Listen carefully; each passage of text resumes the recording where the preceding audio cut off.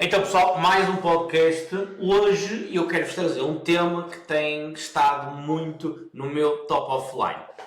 Tudo isto começou quando eu gravei o último podcast presencial, que fui eu contra 5 empresários. Então, só para dar o framing do que é que eu vou falar, o que eu vou falar foi descoberto neste podcast. Eu estava a rever o podcast todo e o framing do podcast era os 5 empresários, que eu não sabia quem é que eram, e tínhamos pessoas lá desde quase zero faturação até um cliente nosso que é só Tecnisol, que fatura, este ano vai faturar 100 milhões, e eles vinham, os líderes destas empresas vinham com as suas questões. Desses 5, sempre que eles vinham com questões, 4 deles eu comecei a fazer perguntas, o mesmo tipo de perguntas, que era: ok, queres crescer um negócio? A minha primeira pergunta foi: qual é que é o teu CAC? Qual é que é o teu LTV? Quantas leads estás a receber por mês? Qual é que é o teu número de MQLs, o teu número de SQLs? E o que aconteceu é que, realisticamente, ninguém me soube responder. Tanto que eu tive que começar a jogar ao mais alto ou mais baixo. Eu digo, ok, mas ou mais do que isto ou menos do que isto? E eles não sabiam responder os números. E foi aí que eu percebi, ou voltei a reforçar a ideia de que as pessoas acham todas, ou muitos empresários acham que têm falta de leads, mas isto não é verdade. Têm falta de sistemas. Então, a cada 10 empresários que me dizem que o problema deles é falta de leads, eu diria que 9 deles estão completamente errados. Dizer que o problema é falta de leads, sem terem sistemas, é basicamente tão descabido como rachares a cabeça e dizeres que tens que tomar uma aspirina. Tipo, é o mesmo nível de estupidez de uma coisa para a outra. Aliás, atenção, tomar aspirina para a cura. Não sei se isto tomar aspirina, mas duvido que se rachar a cabeça e tomar uma aspirina, aquilo te vai curar. Então, para olharmos para... Então o título é este: tu não tens falta de leads, tu tens falta de sistemas. Para começar a abrir este tópico, eu acredito que há 3 definições extremamente importantes que nós temos que trazer para o baile, que é: o que é uma lead, o que é uma MQL e o que é uma SQL. Simples.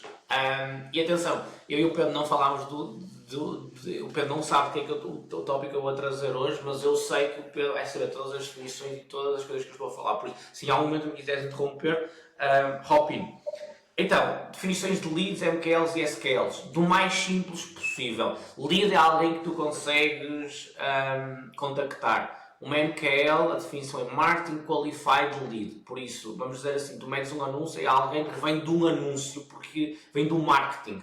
Uma SQL é uma Sales Qualified Lead. Uma Sales Qualified Lead, na minha definição, é alguém que tem o poder de compra, é o ICP e tem vontade de avançar. Por isso é uma lead qualificada, é alguém que está pronto para comprar. Se nós jogássemos ao jogo de levantar a mão, uma lead é alguém que tu podes ligar, uma MQL é alguém que tipo kind of levanta a mão e se calhar eu tenho interesse, e a SQL é que se levanta e te quer dar um abraço ao teu produto. Por isso, deixa-me, vou dar um exemplo prático que pode ajudar a malta a perceber.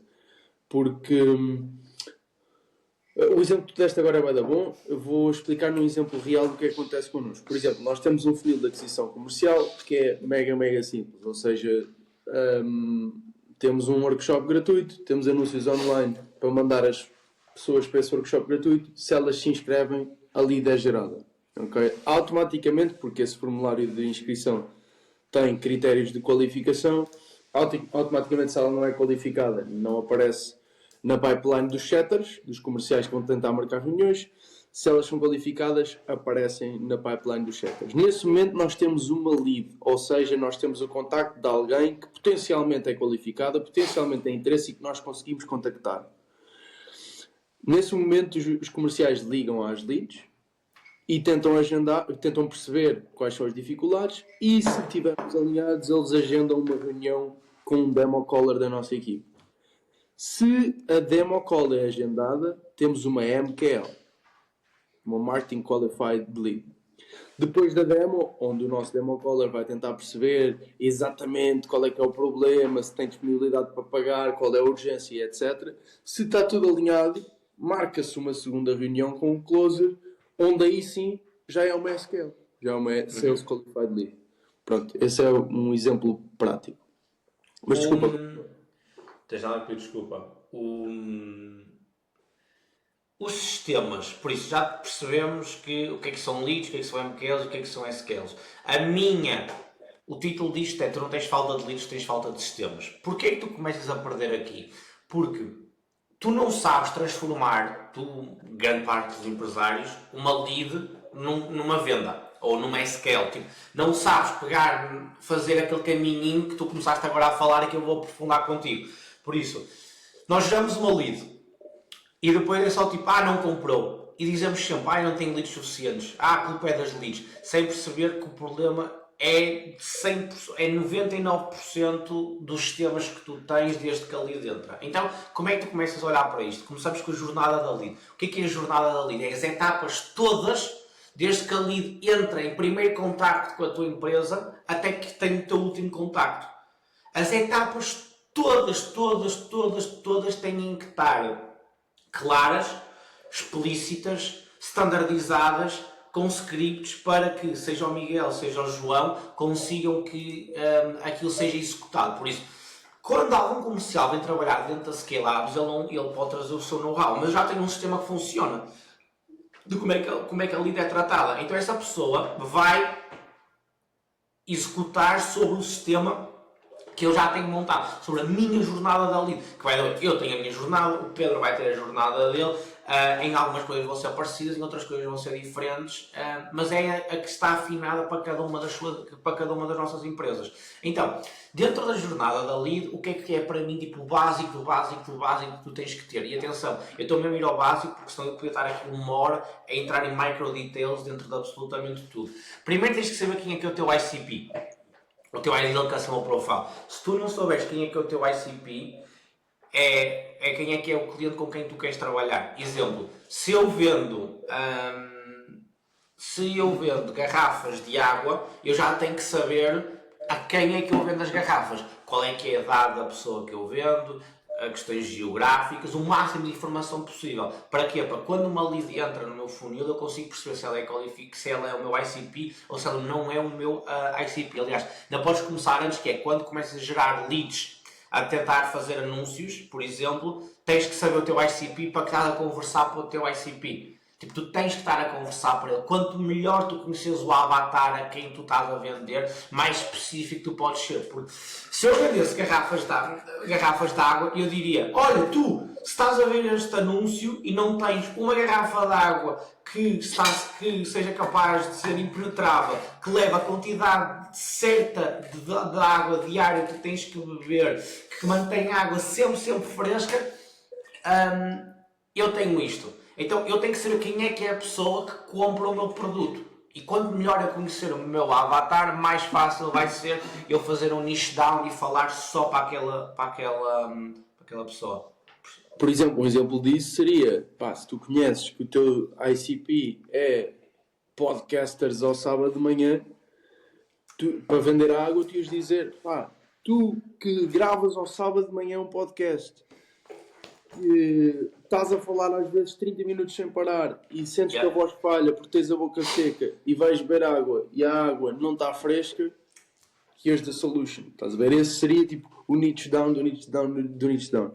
Eu acho que há um ponto aqui, pelo menos eu já senti isso e vejo isso várias vezes, acho que faz um bocadinho parte do percurso, que é medo de assumir um ICP.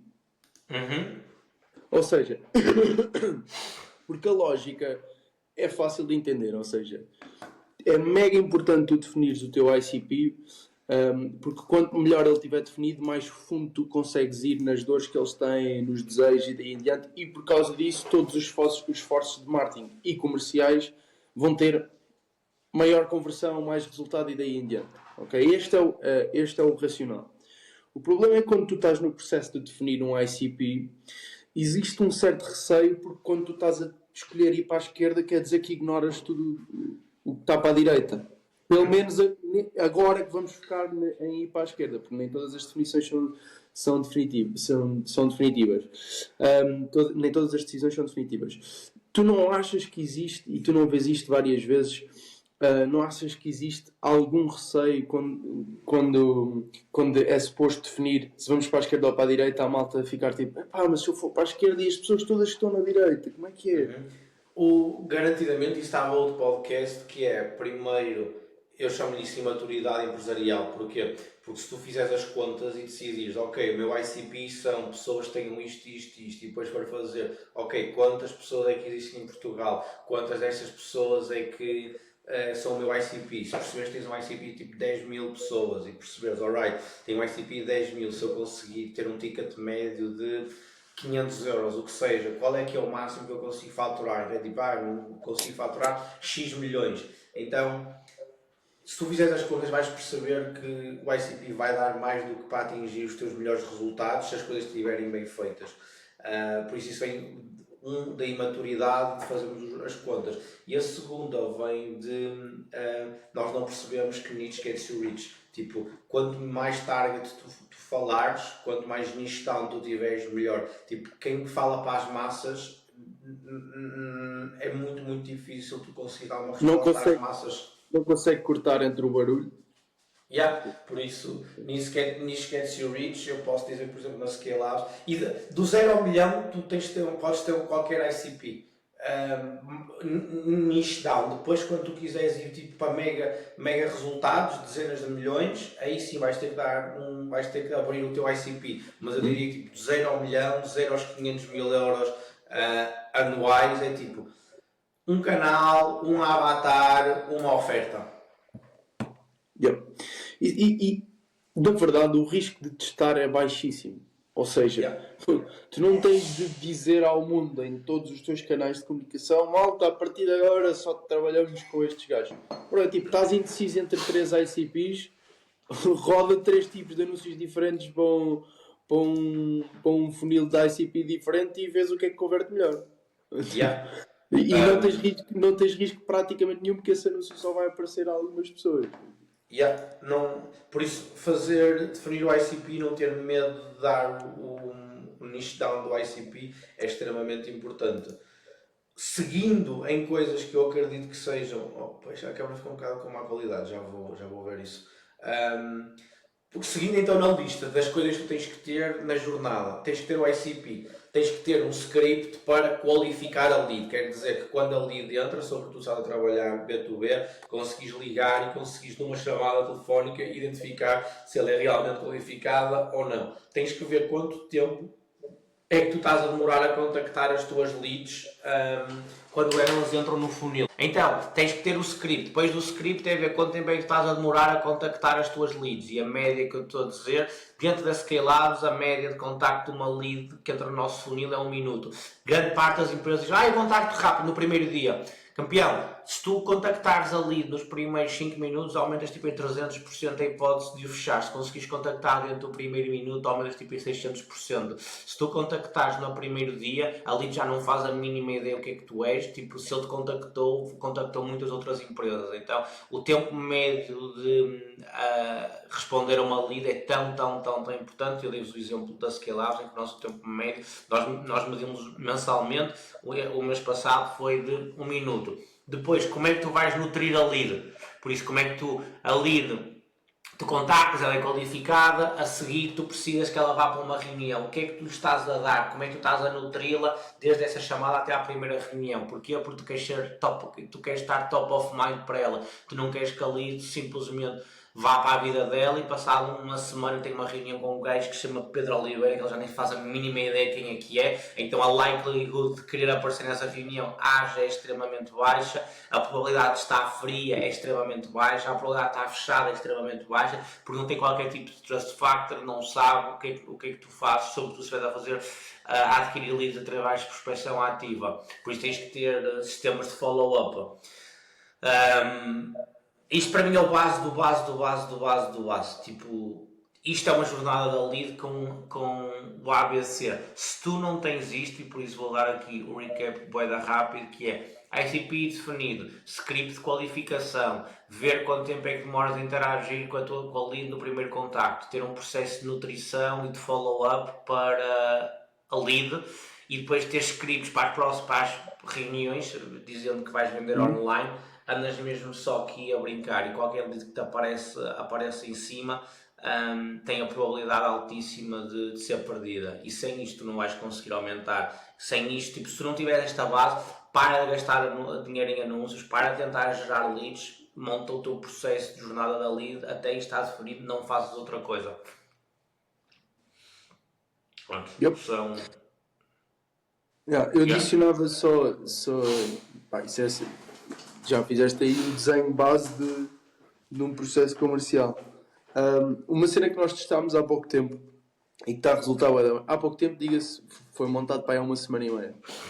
Foi, nós criámos um novo flow de automação, mas para reativação de antigas leads, ou seja, leads cujo estado no CRM não é alterado há, acho que é 60 dias, recebem uma mensagem consoante a tag que tem. Imagina que eles vêm da tag do nosso lead magnet sobre o recrutamento ou o que seja. Eles recebem uma mensagem do género: olha, tipo, falámos há não sei quanto tempo, ainda tens, já não é ainda é uma prioridade resolver o desafio do recrutamento? Sim ou não?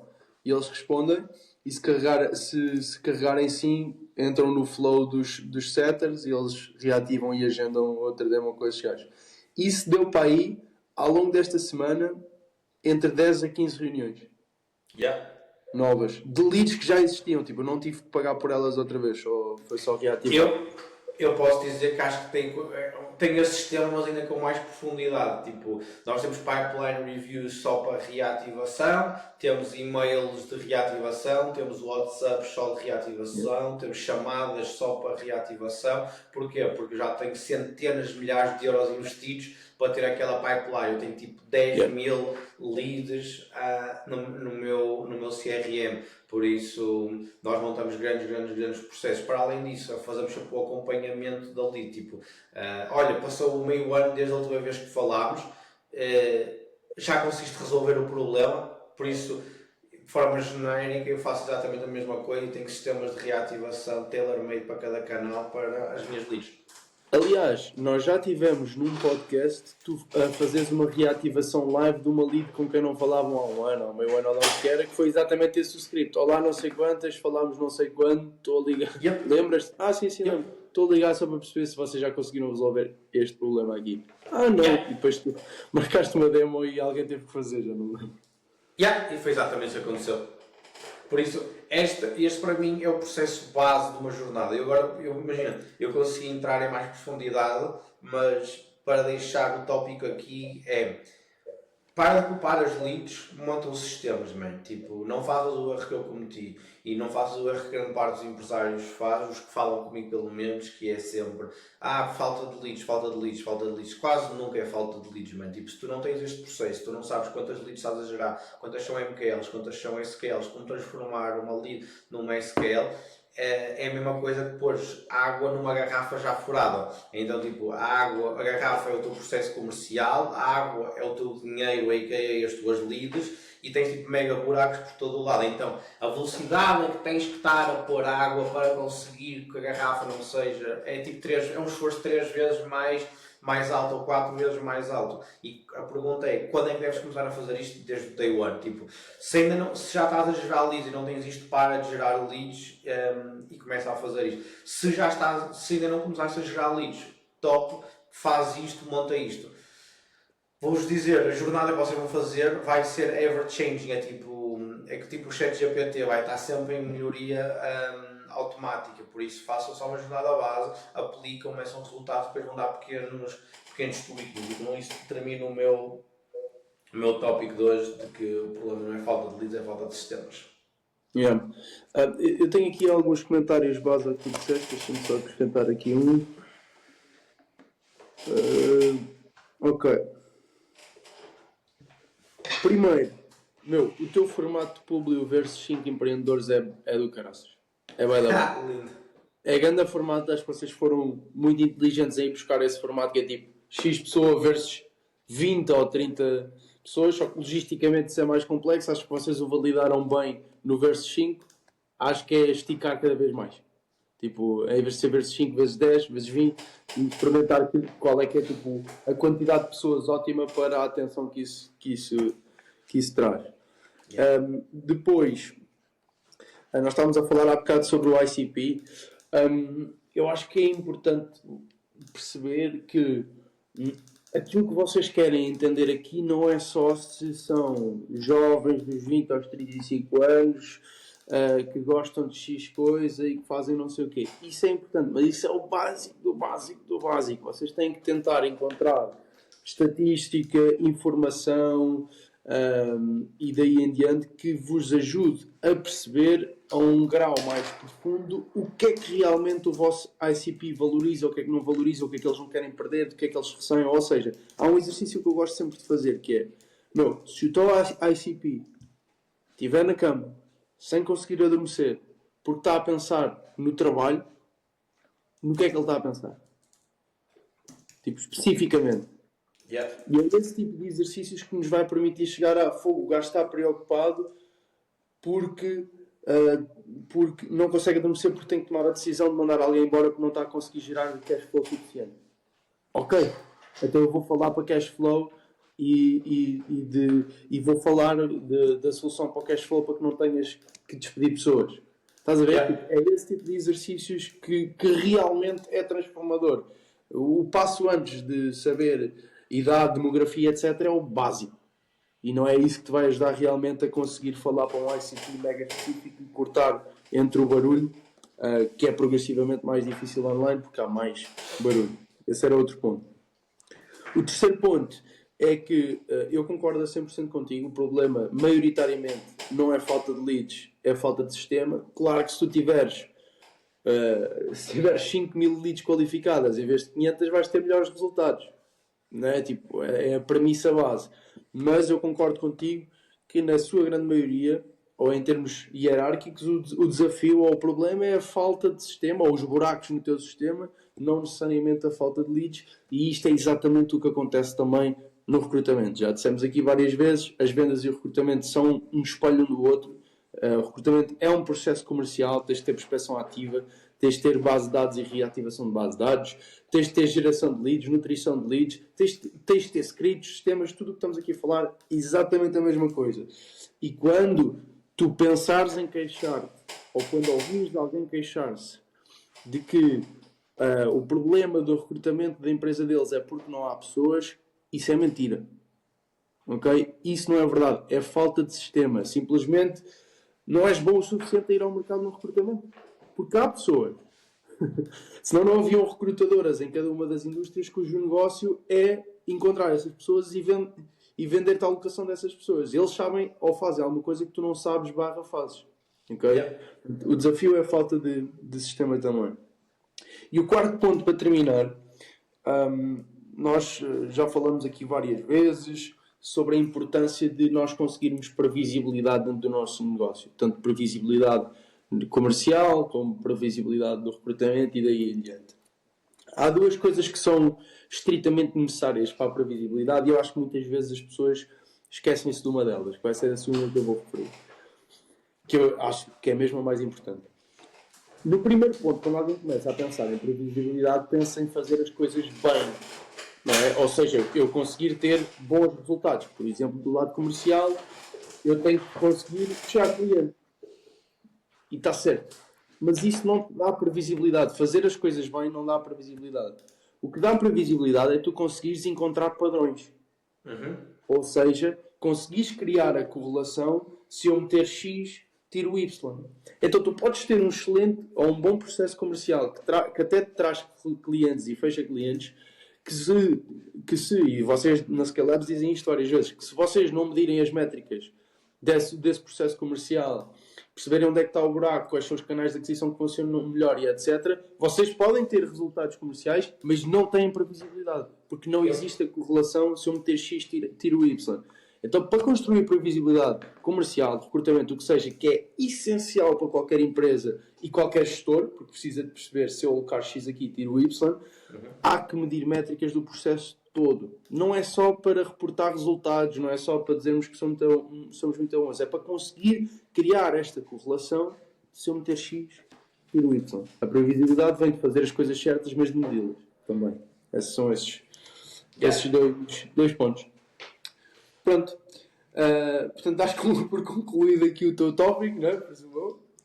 100%. Aliás, estou à espera que tu vais ter, tens aí um tópico, pelo menos que me falaste antes, que eu estou perguntaste se eu estava a par do Jeff Bezos e do relógio que vive para sempre, eu disse que sim, e depois não me disseste mais nada. Ok, boa. Então, eu acho que isto é um ponto curioso. Eu tenho aqui uma, duas, três coisas que posso falar, porque são curtas. E depois medimos aqui relativamente ao tempo, se faz sentido continuar. Mas, calhar, as duas primeiras que eu queria falar era aí do Jeff Bezos e do projeto dele com o relógio. E depois, se calhar, falar sobre uma reunião que eu tive esta semana, que foi presencialmente reunir com uma lead grande. E ele me disse uma coisa que eu fiquei a pensar e gostava de debater isso contigo. Mas, no fundo, o Jeff Bezos tem 30 mil projetos, não é? Portanto, quem tem dinheiro consegue fazer as coisas mexer. O Bezos é conhecido desde o início como o gajo do longo prazo. E esse é um dos grandes segredos para o sucesso dele, ou para o sucesso de qualquer pessoa, é a gente conseguir ver não a curto prazo, mas a longo prazo. E há um projeto que ele tem, no qual ele já dedicou milhões e milhões de dólares, e que não tem nada a ver com a Amazon ou a entrega de produtos, não tem nada a ver com Blue Origin ou levar as pessoas ao espaço, não tem nada a ver com inteligência artificial, não tem nada a ver com estas buzzwords, tem só a ver com um relógio. Okay? Ele está há anos a meter milhões num relógio que se chama o relógio dos 10 mil anos. Ou o projeto em inglês é conhecido como o Clock of the Long Now.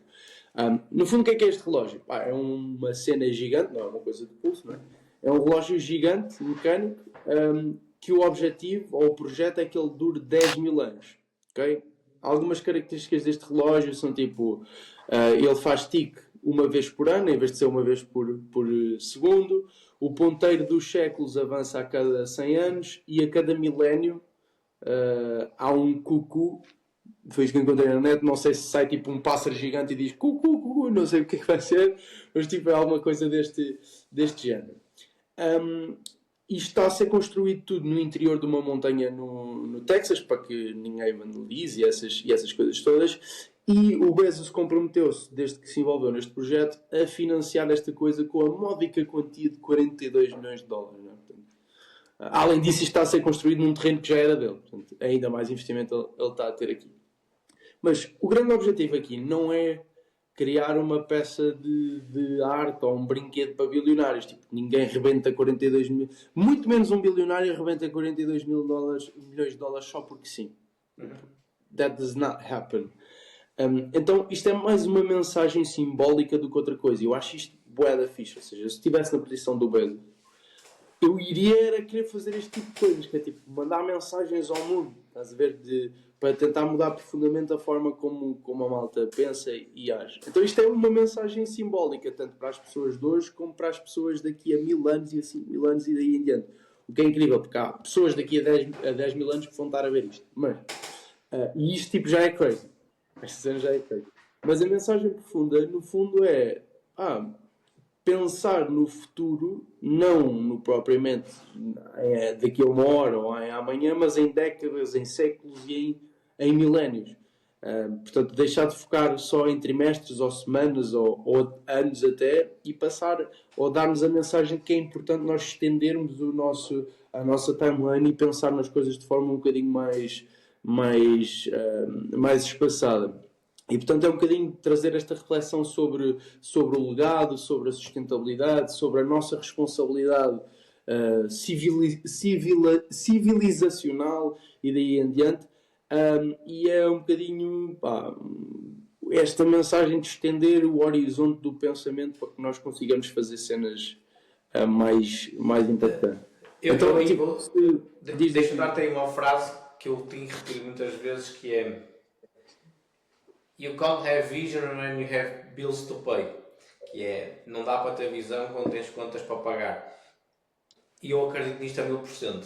Muitas vezes perguntam-me tipo: qual é que é a tua visão? Perguntavam-me assim: a minha visão era conseguir pagar as minhas contas. Tipo, era basicamente isso. Então, quando tu chegas a um ponto da tua vida em que bills are already covered, you are set, e tipo na pirâmide Maslow, já falamos aqui muitas vezes, tu tens o basic line completamente coberto, tu começas a pensar muito mais no aftermath o que é que vem a seguir no long run, como é que consegue fazer real lasting impacts na vida de outras pessoas, e preferem alocar 42 milhões a fazer algo que vai ter um impacto a pessoas que tu nunca vais conhecer na tua vida daqui a 10 mil anos, do que a investir num outro mega super iate.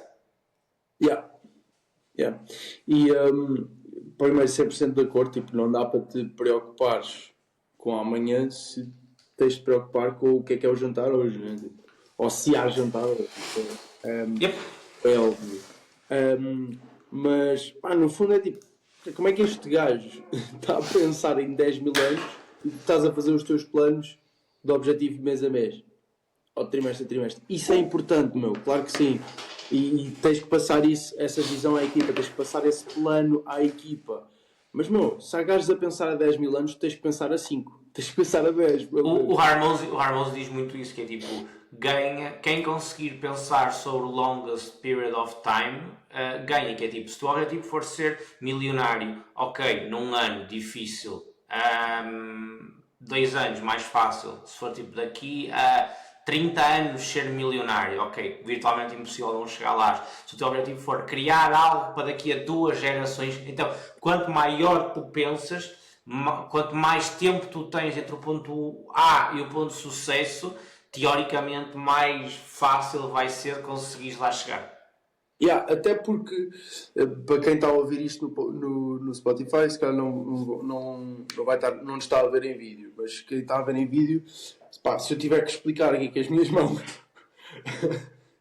tipo, imagina, tu tens o ponto de agora e tens o ponto para onde vais, que é a minha segunda mão, não é? Os objetivos têm tamanho. E obviamente que é mais fazível eu ser milionário em 10 anos do que eu ser num. Isso é fácil de perceber. Mas ao mesmo tempo, se o espaço entre onde eu estou agora e a minha segunda mão, que é o tempo limite que eu estou a pensar, for assim, há objetivos que não cabem aqui, independentemente do que eu faço. Tipo, ou seja, o meu time frame é um mês e eu vou construir um prédio. Não é fazível. Então, se tu queres encaixar um objetivo grande, seja ele qual for, ou uma ambição, seja ele qual for, num espaço temporal, se ele é gigante ou se ele é grande, tu tens de estender obrigatoriamente o espaço temporal para ele caber dentro desse espaço. Estás a ver? E pronto, é um bocadinho essa lógica. Fechando este subject, abrindo outro. Então, eu esta semana, na quarta-feira, tive uma reunião presencial com uma lead fixe. E esta lead eu comecei a ter contacto com ela há 4, 5 meses, quando esta lead estava numa empresa muito, muito grande, ok? A faturar 150 milhos por ano. Dentro de uma área semelhante daquilo que nós fazemos, e a ideia era vir a alavancar ainda mais o negócio deles nessa vertente. Entretanto, esta pessoa saiu, quis falar comigo porque quer-me trazer para o Grupo Novo Vontade, quer nos trazer enquanto empresa para o Grupo Novo onde eles estão. Eles trabalham muito nesta lógica também de recrutamento de recursos humanos, mas mais na base de recrutador e trabalho temporário e essas cenas. E nós estávamos a falar e ele começou a falar do mundo da hotelaria. E disse-me duas coisas interessantes. A primeira é que os hotéis, maioritariamente, quem é dono do hotel, é dono de real estate. Ou seja, a maioria dos serviços, pelo menos em Portugal, porque foi a realidade que ele mostrou, a maioria dos serviços que compõem um hotel, portanto, pessoas que fazem as camas, pessoas que limpam, pequeno almoço, etc., são serviços contratados por quem é dono do hotel. Okay? Portanto, não é um negócio com várias moving parts. Eles externalizam tudo e por isso é que dependem tanto de empresas de trabalho temporário e etc. Também é um negócio muito sazonal e acaba por fazer sentido. O que ele começou a dizer é que também começa a haver, isto é só para expandir o pensamento estratégico, começa a haver a tendência para hotéis, principalmente na zona de Lisboa e etc., inclusive as grandes cadeias que vocês conhecem, não só... Há muitos hotéis que estão a ser comprados por fundos privados de fora do país. Okay? Fundos privados vêm, compram o hotel, o real estate fica com ele, etc. Há outros fundos a fazerem big boy moves, que é, eles compram o hotel e compram a empresa que presta os serviços para o hotel funcionar. Ok. Então eles criam um modelo, uma mini economia circular em que a empresa de serviços paga renda ao dono do hotel, que são eles também, para poder explorar o hotel. O hotel, como real estate, recebe renda e recebe equity da valorização do imóvel em si. Ok. E a empresa de serviços ainda arranja forma de ser lucrativa e libertar algum cash flow também para o fundo. Então, tipo, isto achei fixe por esta lógica de pensar, de expandir um bocadinho mais o pensamento estratégico e fazer big baller moves, não é? E quase construir microeconomias que funcionam entre si. Mas o que é que ele me disse que realmente, pá, eu nunca tinha pensado muito ou considerado muito? Ele perguntou-me se nós estávamos a trabalhar com algum cliente dentro do espaço da hotelaria. Só para recapitular, no lado da Join, nós não somos uma recrutadora, mas montamos sistemas de recrutamento como se fossem sistemas comerciais, né? Tipo, de garantir que a malta tem previsibilidade sobre o recrutamento e daí em diante. E a verdade é que nós já fizemos algumas calls com a malta da hotelaria e restauração e percebi rapidamente que eles não compram esse serviço. Então, há algum tempo, há bastante tempo até, que leads desta indústria para nós são leads não qualificadas. E eu nem sequer reúno com elas. Ou nós nem sequer reunimos com elas. Okay? Porque este é o tipo de empresa que precisa, não vai fazer dano em tio. Tipo, eles precisam de uma cena e pagam para ter. Ponto. Tipo, eles não querem saber como é que contratam mais malta mais rápido. Eles querem só que tu metas pessoal formado tipo lá na high season e depois mandam embora. Pronto. E quando eu disse isso, ele disse: pá, big mistake. Eu percebo para o vosso serviço atual e para irem do ponto A ao ponto B, que é o que estão a fazer agora, makes sense, mas o setor da hotelaria e do turismo é o maior setor económico em Portugal e é também um dos que está a crescer mais. Então, tu não teres uma solução, não teres uma oferta para este setor, tu tens é de encontrar a oferta certa para trazer. E realmente eu nunca tinha pensado propriamente nisso. Ele depois começou-me a mostrar os dados estatísticos e é absurdo o quanto este setor é maior do que todos os outros. E realmente eu não tenho nada que se adeque a este setor.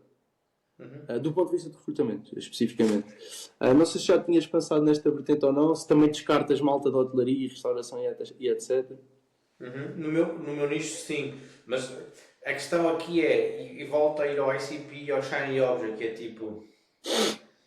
Eu não preciso de abrir mais nichos, eu só preciso de continuar a fazer melhor do que já faço hoje. Então...